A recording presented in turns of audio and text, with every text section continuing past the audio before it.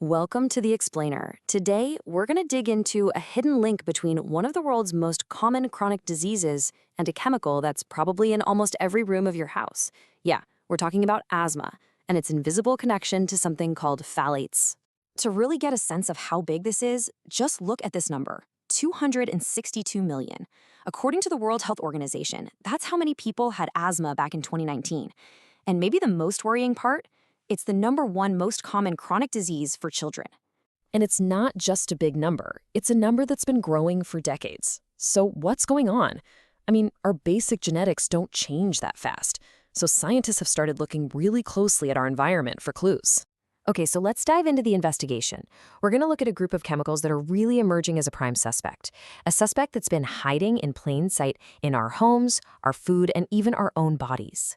So meet our suspect, phthalates. For about half a century now, we've been outing these chemicals to plastics. Why? Well, it's pretty simple. They make plastic soft and flexible.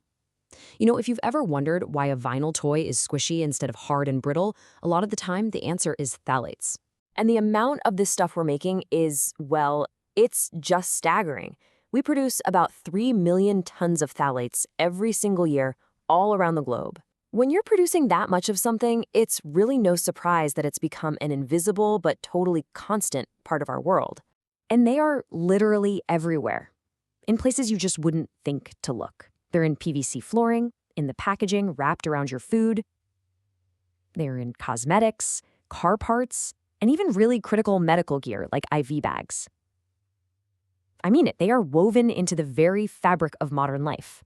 Now, here's a huge part of the problem. Phthalates aren't really glued into the plastics they're in. That means they can easily leach out and get into the environment and into us. We're exposed in 3 main ways. We eat them in our food, we breathe them in from dust in the air, and we can absorb them right through our skin from things like lotions and perfumes. So we've established that the suspect is pretty much everywhere. But how do scientists actually build a case? How do you connect exposure to this one chemical to a specific health problem like asthma? Well, the evidence really comes from 2 different directions that work together. On one side, you have epidemiologists. They study huge groups of people out in the real world looking for statistical patterns. On the other side, you have toxicologists in the lab who are studying the direct biological effects of these chemicals on cells and in animal studies. And when researchers started putting all those big population studies together, the signal became impossible to ignore. A really big meta-analysis in 2017 found what they called robust evidence linking phthalate exposure to a higher risk of asthma in children. And get this, the risk seems to be highest when that exposure happens before a child is even born. Okay, so we've seen the connection, the correlation, but how does it actually work? On a biological level, how can a chemical from a plastic container actually help trigger an asthma attack in someone's lungs? The whole story really starts here. Phthalates are what's known as endocrine disruptors.